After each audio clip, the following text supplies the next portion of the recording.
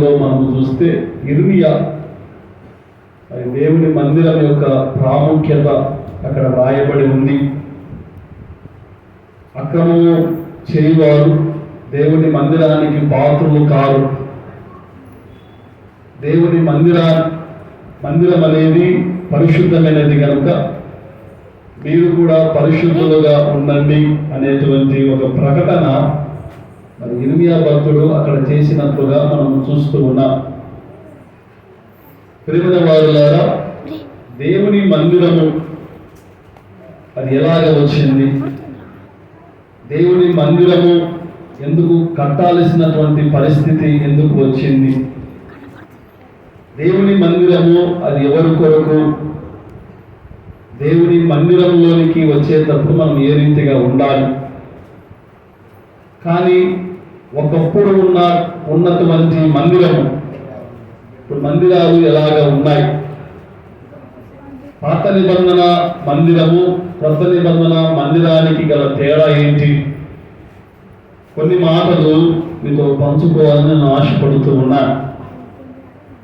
మొట్టమొదటిగా ప్రియమైన వారులారా, పాత నిబంధన గ్రంథమంతా కూడా యెహోవా దేవుడు మనకు కనబడతాడు.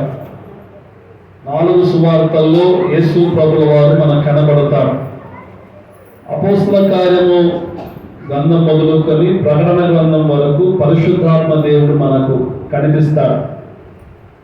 ఈ పాత నిబంధన గ్రంథం అంతా కూడా యెహోవా దేవుడు ఒక ఆత్మ రూపకంగా మనకు కనబడతాడు. ఎక్కడ వ్యక్తిగా మనకు కనబడడు. ఆదికాండము 1వ అధ్యాయము 2వ వచనంలో మనం చూస్తే, భూమి నిరాకరముగాను శూన్యముగాను ఉండెను, చీకటి అగాధ జలముల పైన కమ్మి ఉండెను, దేవుని ఆత్మ జలముల పైన అల్లాడుచుండెను. దేవుని ఆత్మ జలముల పైన ఏం చేస్తా ఉందంట, అది చుంది. కారణం ఏంటి అంటే చీకటిగా ఉంది కాబట్టి దేవుని ఆత్మ ఎక్కడికి వెళ్ళాలి అనేటువంటి ఆలోచన అల్లాడుతున్నటువంటి సమయంలో వెలుగు కమ్మని దేవుడు పలికినప్పుడు వెలుగు కలిగను. కాబట్టి ఆత్మ ఇంకా జలముల మీద అల్లాడకుండా మనుషుల మధ్య ఆత్మ ఉన్నట్లుగా మనము చూస్తూ ఉన్నాం. దేవుని ఆత్మ మనుషులతో డైరెక్ట్గా మాట్లాడలేదు. కాబట్టి పాత నిబంధన గ్రంథమంతా కూడా మనము చూస్తే ఇశ్రాయేలు ప్రజలతో దేవుని ఆత్మ ఎలాగ మాట్లాడింది, పగలు మేఘస్తంభములోను రాత్రి అగ్నిస్తంభములోను దేవుని ఆత్మ ఇశ్రాయేలు ప్రజలతో మాట్లాడింది. అదే రీతిగా మరి సినాయి కొండ మీద మరి దేవుడు మోషే కొండ మీద వెళ్ళినప్పుడు మేఘముల ద్వారా దేవుని ఆత్మ మోషేతో మాట్లాడినట్లుగా మనం చూస్తూ ఉన్నాం. తర్వాత కొద్ది కాలము అయిన తర్వాత ఇశ్రాయేలు ప్రజలు వాళ్ళు దేవునికి ప్రార్థన చేయాలి కదా, వారు అరణ్యంలో ఉన్నారు, యాత్రిక సంబంధంగా ఉన్నారు. వాళ్ళు ఏం చేశారు అంటే గుడారాలు వేసినప్పుడు ఆ గుడారాలలోకి దేవుని ఆత్మ వచ్చి వారితో మాట్లాడింది ఆ కాలంలో. తర్వాత మన్నసము ద్వారా దేవుని ఆత్మ ఇశ్రాయేలు ప్రజలతో మాట్లాడినట్లుగా మనం చూస్తూ ఉన్నాం.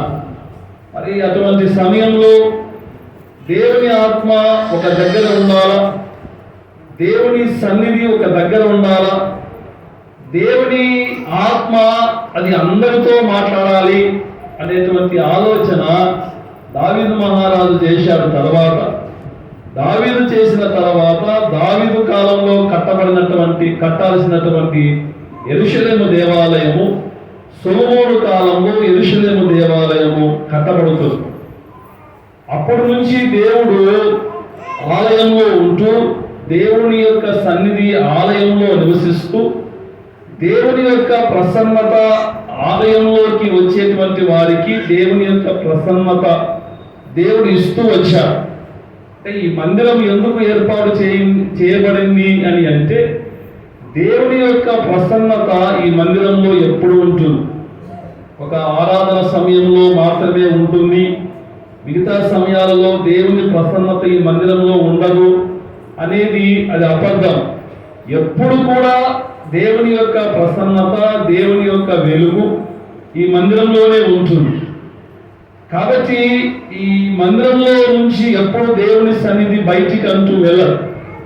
కాబట్టి దేవుని యొక్క మందిరాన్ని మనం ఎంతగా బాగా చూసుకుంటామో, దేవుని యొక్క మందిరాన్ని ఎంత పవిత్రంగా మనం కాపాడుకుంటామో, దేవుని యొక్క మందిరాన్ని మనం ఎంత పరిశుద్ధంగా మనం చూసుకుంటామో, మన కుటుంబాలను దేవుడు అంత పరిశుద్ధంగా దేవుడు మనల్ని చూసుకుంటాడు. అది మొట్టమొదటిగా మనము జ్ఞాపకము చేసుకోవాలి. అంటే ఈ మందిరాలు ఎందుకు కట్టబడతా ఉన్నాయి అని అంటే, దేవుని ఆత్మ ద్వారా నింపబడటానికి దేవుడు మందిరాలను కట్టించుకుంటా ఉన్నాడు. అది ఒకటి జ్ఞాపకము చేసుకోవాలి. రెండవది, దేవుని ఆలయంలోనికి వచ్చేటప్పుడు మనం ఎలాగ రావాలా అని అంటే, వాక్యం సెలవిస్తా ఉంది, నీవు మందిరంలోనికి వచ్చేటప్పుడు నీ ప్రవర్తన జాగ్రత్తగా చూసుకొని దేవుని యొక్క ఆలయంలోనికి రండి అంటాడు. అంటే ఆలయంలోనికి వచ్చేసరికి ఆలయం బయటనే మన ప్రవర్తన మనం సరి చేసుకోవాలి. దేవుడు నివసించేటువంటి సన్నిధి కాబట్టి దేవుని ఆలయంలోనికి ఎటు పడితే అట్ట మనం రాకూడదు, ఎటు పడితే అట్ట మనం కూర్చోకూడదు, ఎటు పడితే అట్ట మనము చూడకూడదు. దేవుని ఆలయం కదా, వచ్చేటప్పుడు మనం ఏం చేస్తాము అంటే మన చెప్పులను బయట వదిలిపెట్టుకుంటా ఉంటాం కదా. ఎందుకు? ఆలయంలోనికి చెప్పులు తేకూడదు. ఎందుకంటే ఆలయం ఎటువంటిది? పరిశుద్ధమైనది. కాబట్టి ఆలయం బయటనే మన పాదరక్షకులు బయటనే వదిలిపెడతాం. కాబట్టి పాపముతో నింపబడినటువంటి మనము కూడా ఆలయంలోనికి వచ్చేటప్పుడే మన పాపాలను బయట వదిలిపెట్టుకొని శుద్ధ హృదయముతో మనము దేవుని యొక్క ఆలయంలోనికి మనము రావాలి కదా. ఈరోజు మందిరంలోనికి వచ్చేటప్పుడు కూడా చాలా మంది ఏం చేస్తారు అంటే సిగరెట్లు దాగి, బీడులు దాగి, బయట గోడ బయట బీడులు దాగి లోపలికి వచ్చి కూర్చుంటారు. అంటే వాళ్ళకు ఒక గంట కూడా పరిశుద్ధంగా ఉండటానికి వాళ్ళకి ఇష్టం లే. దేవుని ఆలయంలోనికి వచ్చేటప్పుడు కూడా సిగరెట్లు దాగి, బీడులు దాగి, మందు దాగి దేవుని యొక్క ఆలయంలోనికి చాలా మంది వస్తారు. అంటే మందిరం యొక్క విలువ తెలిసిన వాళ్ళు, మందిరంలో ఉండేటువంటి ఆశీర్వాదాలు రుచి చూసిన వాళ్ళు ఎప్పుడు తప్పుడు పనులు చేస్తూ మందిరంలోకి రారు. ఎవరు వస్తారు అంటే మందిరం యొక్క విలువ తెలియనటువంటి వారు. ఏదోలే సినిమాకి వెళ్ళినట్టు మందిరంలోనికి వస్తా ఉన్నా, ఫంక్షన్ హాల్ వెళ్ళినట్టు మందిరంలోనికి వస్తా ఉన్నాం అనే వాళ్ళు మాత్రమే అజాగ్రత్తగా మందిరంలోనికి వస్తా ఉన్నారు. దేవుడు వారికి కావలసిన శిక్ష వారికి దేవుడు వేస్తా ఉన్నాడు. మందిరంలోనికి ఎలా రావాలా అంటే జాగ్రత్తగా మనం రావాలి. యాకోబు రాసిన పత్రిక 4వ అధ్యాయము 10వ వచనాన్ని మనము చదువుకుందాం. యాకోబు రాసిన పత్రిక, ప్రభు దృష్టికి మిమ్మల్ని తగ్గించుకుని అప్పుడు ఆయన మిమ్మల్ని హెచ్చించును కదా. ప్రభు దృష్టికి మనం ఎలాగ ఉండాలా?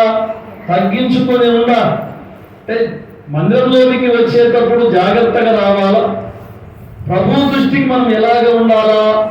ఎప్పుడు తగ్గుతూనే మనం ఉండాలి తప్ప ఎప్పుడు హెచ్చుతో మనము మందిరంలోనికి రాకూడదు. మందిరంలో అవసరాలు ఉన్నా, అవసరం లేకున్నా, మందిరంలో లైట్లు ఉన్నా, ఫ్యాన్లు తిరగకపోయినా, మందిరంలో కుర్చీలు ఉన్నా, కుర్చీలు లేకపోయినా, మనం ఇంట్లో ఎక్కడ కూర్చుంటాము? కింద కూర్చుంటాం కదా. మన ఇళ్ళలో కొన్నిసార్లు ఫ్యాన్లు చెడిపోతాయి కదా. ఫ్యాన్లు చెడిపోయినా మనం బయట కూర్చోం కదా, ఇంట్లోనే కూర్చుంటాం. కానీ చర్చిలకు వచ్చేసరికి ఫ్యాన్లు తిరగాల.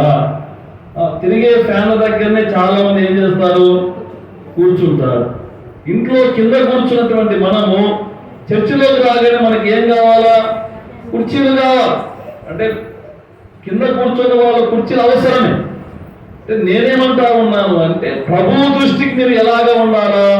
తగ్గించుకొని ఉండాలి. మీరు ఉంటే కూర్చోరు, లేకపోయినా కూడా కుర్చీ వచ్చేంత వరకు నిలబడి ఉంటారు కొంతమంది. అలాగా ఉండకూడదు.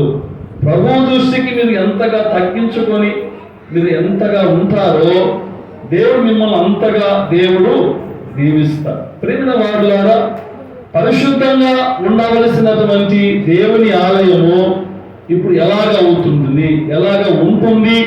మన వాక్యంలో మనము చూస్తే ఇర్మియా గ్రంథము 7వ అధ్యాయము 11వ వచనాన్ని మనం చదువుకున్నటువంటి ఈ వాక్య భాగాన్ని మనం చూస్తే ఇర్మియా భక్తుడు బాధపడుతూ ఉన్నాడు. ఇర్మియా భక్తుడు విలాపిస్తూ ఉన్నాడు. ఇర్మియా భక్తుడు అక్కడ ఉన్నటువంటి ఇశ్రాయేలు జనాంగానికి గట్టిగా సెలవిస్తూ ఉన్నాడు. చూడండి 11వ వచనాన్ని. నాదని చాటబడిన ఈ మందిరము మీ దృష్టికి దొంగల గృహాలుగా అయినదా? ఆలోచించుడి. నేనే ఈ సంగతులను కనుగొనుచున్నాను.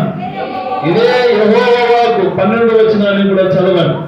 పూర్వమున నేను నా నామము నిలిపిన శిలోహనందున్న నా స్థలమునకు పోయి విచారణ చేయుడి. ఇశ్రాయేలులైన నా జనులు దుష్టత్వమును బట్టి నేను దానికి చేసినట్లు కార్యము చూడుడి. ఇదే యెహోవా వాక్కు. 13వ వచనాన్ని కూడా చదవండి. నేను మీతో మాట్లాడినను, పెందలకడగా లేచి మీతో మాట్లాడినను మీరు వినకయు, మిమ్మల్ని పిలిచినను మీరు ఉత్తరమీయకను ఉండిన వారై ఈ క్రియలన్నిటినీ చేసి తిని కనుక నేను శిలోనుకు చేసినట్లు నీకు ఆశ్రయమే నా నామం పెట్టబడిన ఈ మందిరమునకును నీకును నీ తండ్రులకును నేను ఇచ్చిన స్థలమునకును నేను అలాగనే చెయ్యుదని. ఏమి చేశాడు? 15వ వచనంలో ఎఫ్రాయిము సంతానమగు మీ సహోదరులందరినీ నేను వెళ్ళగొట్టినట్లు మిమ్మల్ని నా సన్నిధిలో నుండి ఏం చేస్తా ఉన్నానంట? వెళ్ళగొడతా ఉన్నా. మీరు నా మాట వినలే. నేను చెప్పినటువంటి మాట మీరు వినలే. నేను పిలిచినా మీరు నాకు ఉత్తరం ఇవ్వరు. నేను మాట్లాడినా మీరు నాతో మాట్లాడలేవు. మీకు ఇష్టం వచ్చినట్లు మీరు చేశారు కనుక ఎఫ్రాయిముకు చేసినట్లు మీకు కూడా చేస్తా. ఏం చేశాడు? మందిరంలో దేవుని ఆలయంలో కూర్చొని చెడ్డ ఆలోచన చేస్తా ఉన్నారు. శిలోను మందిరంలో దేవుని సన్నిధానంలో కూర్చొని దేవుడిని ఆరాధించక చెడ్డ తలంపులు చేస్తా ఉన్నటువంటి వారిని అందరినీ కూడా ఇర్మియా ఏం చేశారు అంటే బయటికి పారవేశారు. మీరందరూ మందిరంలో ఉండాల్సిన అవసరం లేదు, బయటికి వెళ్ళిపోండి. ఇది మందిరము, సమస్త జనులకు ప్రార్థన మందిరం. మీరు దీన్ని ఏం చేస్తా ఉన్నారు? దొంగలకుగా చేస్తా ఉన్నా, ఆచారపరంగా చేస్తా ఉన్నా, ఏదో ఒక వారానికి వస్తా ఉన్నా, మనం వారం దాకా కనపడకుండా పోతా ఉన్నా, సంవత్సరానికి పండుగలు వస్తా ఉన్నా, మళ్ళా పండుగల దాకా మీరు కనబడము లేదు. మీ భక్తి ఆచారంగా ఉంది కానీ ఆసక్తిగా లేదు. మీ విశ్వాసము ఆచారంగా ఉంది కానీ దేవుని యొక్క దృష్టికి ఆసక్తిగా కనిపించడం లేదు. కాబట్టి నా మందిరం నుంచి మీరందరూ కూడా బయటికి వెళ్ళండి అని ఇర్మియా భక్తుడు వాళ్ళందరినీ పారవేస్తూ ఉన్నాడు. ప్రేమ దేవుని బిడ్డలారా, మందిరంలో ఎవరైతే మందిరాన్ని మందిరముగా చూసుకొని, మందిరాన్ని దేవుని మందిరముగా అనుకోని, ఈ మందిరంలో దేవుడు ఉన్నాడు అని ఎవరైతే విశ్వాసంతో ఈ మందిరంలో ప్రార్థన చేస్తారో దేవుడు తప్పకుండా మీకు మీ కుటుంబాలకు దేవుడు ఆశీర్వాదాలు తప్పకుండా ఇస్తారు. మనము ఏదో ఒక ఆచారంగా, ఒక ఆదివారం కనుక ఏదో ఒక పద్ధతిగా క్రమంగా ఏదో మనం ఆరాధనకు వెళ్ళాలి అన్నట్టుగా మనం ఆరాధనకు రాకూడదు. ఎలాగ రావాలా? దేవుడు నాతో ఏం మాట్లాడతాడు, దేవుడు నా కుటుంబంతో ఏం మాట్లాడతాడు, నేను సమస్యలతో వెళ్తా ఉన్నాను, నా సమస్యను దేవుడు తప్పకుండా తీరుస్తాడు కదా. నాకు ఇబ్బందులు ఉన్నాయి, నా ఇబ్బందులతో నేను మందిరంలోనికి వెళుతా ఉన్నా, నా ఇబ్బందులన్నీ దేవుడు తీర్చివేస్తాడు. ఇదిగో నా కుటుంబాలలో సమస్యలు ఉన్నాయి, నా సమస్యలన్నీ దేవుడు తప్పకుండా తీర్చివేస్తాడు. ఇదిగో నా కుటుంబాలలో కన్నీటి బాధలున్నాయి, ఇదిగో దేవుని యొక్క ఆలయంలోనికి వెళితే నా కన్నీటి బాధలన్నీ దేవుడు తీసివేస్తాడు. విశ్వాసముతో దేవుని దగ్గరికి మనం రావాలి. విశ్వాసముతో దేవుని యొక్క ఆలయంలోనికి మనం అడుగు పెట్టాలి. ఇక్కడ పెట్టిన నుంచి బయటికి వెళ్ళేంత వరకు నీకు ఎవరు కనపడాలి అంటే దేవుడు కనపడాలి, కానీ మనుషులు ఎవరు నీకు కనపడకూడదు.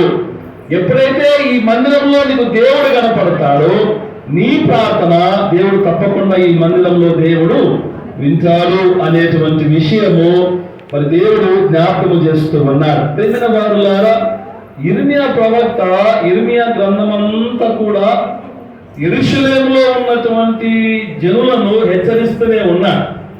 ఈ హెచ్చరికలు వాళ్ళు విన్నట్టుగా విని దేవుడు మోసము చేశారు. అందుకే మనం చదువుకున్నటువంటి సువార్త వాక్య భాగంలోనికి మనం వచ్చేసరికి అక్కడ దేవుడు ఏడుస్తూ ఉన్నారు, దేవుడు దుఃఖపడుతూ ఉన్నారు. దేని గురించి దుఃఖపడుతూ ఉన్నాడో చూడండి. దేవుడు లూకా రాసిన సువార్త 41వ అధ్యాయం 19వ అధ్యాయము 41వ వచనాన్ని మనము చదువుకుందాం. ఆయన పట్టణమునకు సమీపించినప్పుడు దానిని చూచి దాని విషయమై ఏం చేస్తా ఉన్నాడంట?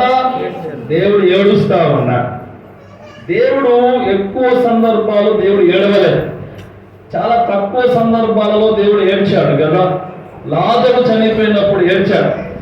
మరలా యెరూషలేమును చూచి దేవుడు ఏడుస్తా ఉన్నాడు. కారణం ఏంటి అని అంటే, యెరూషలేముకు కలగబోవు శ్రమలు, యెరూషలేముకు కలగబోవు హింసను దేవుడు ముందుగానే ఊహించుకున్నాడు. కారణం ఏంటి అని అంటే, యేసు ప్రభుల వారు 3.5 సంవత్సరాలు సువార్త ప్రకటిస్తే దాదాపుగా 3 సంవత్సరాలు యెరూషలేములోనే దేవుడు ఎక్కువగా సువార్త ప్రకటించాడు. కానీ చాలా మంది గుడ్డివారు దేవుని నమ్ముకున్నారు, కుంటివారు దేవుని నమ్ముకున్నారు, చనిపోయిన వారు దేవుని నమ్ముకున్నారు. కానీ సొంత ప్రజలే దేవుణ్ణి నమ్మలేదు, దేవుని యందు విశ్వాసం ఉంచలేదు. కనుక దేవుడు యెరూషలేమును చూచినప్పుడు, యెరూషలేములో ఉన్నటువంటి ప్రజలందరినీ దేవుడు చూచినప్పుడు వారి విషయంలో ఏడ్చారు. కారణం ఏంటి అంటే, వారు సమాధానము లేనటువంటి స్థితిలో వాళ్ళు ఉన్నారు. దేవుడు చెప్పినటువంటి విషయాలు వినలేనటువంటి స్థితిలో వాళ్ళు ఉన్నందుకు వారికి రాబోయేటువంటి శిక్షను యేసు ప్రభువు వారు తలుచుకొని యేసు ప్రభువు వారు ఏడుస్తా ఉన్నారు. చెప్పిన వారులారా, యెరూషలేము మీదికి యేసు ప్రభువు వారు చనిపోయి 70 సంవత్సరాల తర్వాత ఏరి 70వ సంవత్సరము టైటాస్ అనేటువంటి ఒక చక్రవర్తి యెరూషలేము మీదకి దాడి చేస్తాడు. యెరూషలేము మీదకి దాడి చేసి యెరూషలేములో ఉన్నటువంటి ప్రతి పురుషుని, ప్రతి స్త్రీని, ప్రతి చిన్న పిల్లవాడిని సైతము చంపేస్తారు ఈ టైటాస్ అనేటువంటి చక్రవర్తి. ప్రేమైన వారులారా, చంటి బిడ్డలను అంటే పురుట్లో ఉన్నటువంటి చంటి బిడ్డలను కూడా నేలకేసి కొట్టి చంపేస్తారు. అంటే ఆ యెరూషలేములో ఉన్నటువంటి వాళ్ళందరూ కూడా ఆ బాధకు, ఆ రోదనలకు వాళ్ళు పెట్టినటువంటి మొర ఆకాశంకు జరుగుతుందంట ఆ కాలం. అంటే దేవుడు హెచ్చరించినప్పుడు వారు మారలే, దేవుడు మారండి అని చెప్పినప్పుడు వారు మారలే. దేవుడు మీరు వినండి, మీరు నా ప్రజలు, నా సొంత ప్రజలు, మీరు వినండి అన్నప్పుడు వారు మారలే. కానీ వారికి శ్రమ వచ్చినప్పుడు వాళ్ళు దేవుని వేడుకున్నారంట. ప్రియమైన దేవుని బిడ్డలారా, చాలాసార్లు మనము కూడా అందరికీ చెప్పుకుంటాము, కానీ కొన్నిసార్లు మన ఇంట్లో మనం చెప్పుకోలేదు. అందరికీ మంచి మాటలు చెబుతాము, కానీ మన కుటుంబాలలో మనము మన పిల్లలకు చెప్పుకోలేదు. కారణం ఏంటి అని అంటే, మన పిల్లలు మన మాట వినరు. ప్రియమైన వారులారా, మన పిల్లలు మన మాట వినడంతో మాత్రాన మనం చెప్పకపోతే నష్టము మన పిల్లలకు, వాటి ద్వారా బాధ మనకు వస్తుంది. అమ్మా, ప్రియమైన దేవుని బిడ్డలారా, పాత నిబంధన గ్రంథంలో ఏలి అనేటువంటి ప్రవక్త ఉన్నాడు కదా, చాలా పెద్ద ప్రవక్త. అందరికీ ప్రవచించేటువంటి ప్రవక్త ఇంట్లో పిల్లలకు చెప్పలేకపోయాడు. పిల్లలు చెప్పలేకపోతే పిల్లలు దేవుడి మాట వినక ప్రేమ వల్ల దేవాలయంలో వచ్చేటువంటి స్త్రీలతో వ్యభిచారం చేస్తా ఉన్నాడు. చూడండి, ఒక ఏలి, ఒక ఉన్నతమైన స్థితిలో ఉన్నటువంటి ఒక ఏలి దేవుడి యొక్క ప్రవచనాలు అందరికీ చెప్పారంట, కానీ ఇంట్లో ఉన్నటువంటి పిల్లలకు చెప్పలేకపోయాడు. మనం 10 మందికి చెప్పడం ముఖ్యముగా, మన మాట మన ఇంట్లో మన పిల్లలు వినిందా? మన మాట మన ఇంట్లో మన పిల్లలు వింటా ఉన్నారా? నీ మాట ఎవరు వినాలా? నీ భార్య వినాలి, నీ మాట నీ పిల్లలు వినాలి. అప్పుడే నువ్వు 10 మందికి చెప్పేటువంటి అధికారం నీకు దేవుడు ఇస్తాడు కదా. ప్రేమైన వారులారా, నేను తప్పుగా అనడం లేదు, కానీ కొన్నిసార్లు మనం కూడా పొరపాటు చేస్తూ ఉంటాం. ఏంటిది అంటే, గత వారము గడ్డకు యోహాను బాబు చనిపోయాడు. యోహాను బాబు చిన్న కొడుకు చనిపోయాడు గత వారం. చాలా చిన్న వయసు, 21, 22 సంవత్సరాల వయసులోనే ఆ పిల్లడు చనిపోవడం నిజంగా చాలా బాధాకరం. ఒక దిక్కు అనిపిస్తూ ఉంటుంది. కానీ 10 మందికి బోధించేటువంటి ఒక గురువు పిల్లలు తాగుతూ చెడిపోయారు అంటే ఆ తప్పు ఎవరిది? తండ్రిదే తప్పకుండా కదమ్మా. ఆ తండ్రి 10 మందికి చెబుతా ఉన్నాడు, కానీ ఇంట్లో ఉన్నటువంటి పిల్లలకు చెప్పడం లేదు. అందుకే చాలా చిన్న వయసులో ఆ పిల్లవాడు చనిపోతే వాళ్ళ నాన్న గుండెలు బాదుకొని ఏడుస్తా ఉన్నాడు. ఆ గుండెలు బాదుకొని ఏడ్చాల్సిన అవసరం నీకు ఎందుకు వచ్చింది అని అంటే, నీ కుమారుడు వయస్సులో ఉన్నప్పుడు నీ మాట వినక వాళ్ళ ఇష్టానుసారముగా వెళ్ళాడు. అందుకే చాలా చిన్న వయసులోనే తాగి తాగి తాగి లోపల ఉన్న బాధలన్నీ చెడిపోయాయంట. అతనికి వైరస్ ఫీవర్ వచ్చినప్పుడు శరీరంలో రక్తం ఎంత ఉంటే 2 పాయింట్లు ఉన్నాయంట. అంటే ఎంత తాగితే అంత రక్తం తగ్గుతుందని, ఎన్ని రోజులు తాగితే అన్ని లోపల ఉన్నటువంటి అవయవాలన్నీ కూడా చచ్చిపోతాయి కదా. కాబట్టి మనము జాగ్రత్తగా ఉండాలి. అందుకే యేసు ప్రభువు వారు సొంత ప్రజలకు చెప్పాడు, యెరూషలేములో ఉన్నటువంటి వారికి చెప్పారు, మీరు మారండి మారండి మారండి, అందరూ మారుతా ఉన్నారు, మీరు నా ప్రజలు, నా సొంత ప్రజలు, మీరు మారండి అని అంటారు. సొంత ప్రజలే మారలేనటువంటి స్థితిలో మరి వారి విషయంలో దేవుడు ఏడ్చినట్లుగా మనం చూస్తూ ఉన్నాం. ప్రియమైన వారులారా, పాత నిబంధన గ్రంథంలో దేవాలయం అంటే మందిరము, కానీ కొత్త నిబంధన గ్రంథంలోనికి వచ్చేసరికి ఈ మందిరం దేంతో పోల్చబడింది అంటే నీ శరీరంతో పోల్చబడింది. పాత నిబంధన గ్రంథము మందిరంతో పోల్చబడింది, కానీ కొత్త నిబంధన గ్రంథంలోనికి వచ్చేసరికి ఈ మందిరము మన శరీరముతో పోల్చబడింది. మందిరము ఏ రీతిగా పరిశుభ్రంగా ఉండాలి అని నువ్వు ఆశపడుతూ ఉన్నావు, నీ శరీరము కూడా ఎలాగ ఉండాలంట? పరిశుద్ధంగా ఉండాలా కదా. అది దేవుడు కోరుకుంటా ఉన్నాడు. దేవుని మందిరము పరిశుద్ధత అని అంటే, ఒకప్పుడు మందిరాలు పడగొట్టబడ్డాయి, కానీ దేవుడు ఆ మందిరాలను కోరుకోవడంలే. ఇప్పుడు ఏ మందిరాలను కోరుకుంటా ఉన్నాడు అంటే, నీ శరీరం అనేటువంటి మందిరాన్ని దేవుడు కోరుకుంటూ ఉన్నా. నీ శరీరం అనేటువంటి మందిరం ఎలా ఉండాలి అంటే, నీ దేవుని మందిరం లాగానే నీ శరీరము పరిశుద్ధంగా ఉండాలి కదా. ఒక సేవకుడు కథ చెప్తా ఉన్నాడు, చాలా బాగా నచ్చింది. ఒక వ్యక్తి 1,20,000 పెట్టి కొత్త బైక్ తీసుకున్నాడు, మంచి బైక్ తీసుకున్నాడు. ఆ బైక్ నడవాలంటే దాంట్లో ఏం పోయాలమ్మా? పెట్రోల్ పోస్తేనే ఆ బండి నడుస్తుంది, ఆ బండి బాగా పని చేస్తుంది. పెట్రోల్ కాకుండా ఆ బండిలో కిరోసిన్ పోస్తే ఆ బండి నడుస్తుందా? ఒకవేళ నడిచిన కూడా ఆ కిరోసిన్ ద్వారా ఆ బండికి నష్టం అంటారా, లాభం అంటారా? చెప్ప మరి నీ శరీరంలోనికి నువ్వు మద్యాలు తాగుతా ఉన్నావు, నీ శరీరంలోనికి నువ్వు బీడీలు తాగుతా ఉన్నావు, నీ శరీరంలోనికి నువ్వు సిగరెట్లు తాగుతా ఉన్నావు. నీ పొగ నీ శరీరంలోనికి ఎట్లా పోతా ఉంది? ముక్కుల ద్వారా, నోట్ల ద్వారా పోతా ఉంది కదా.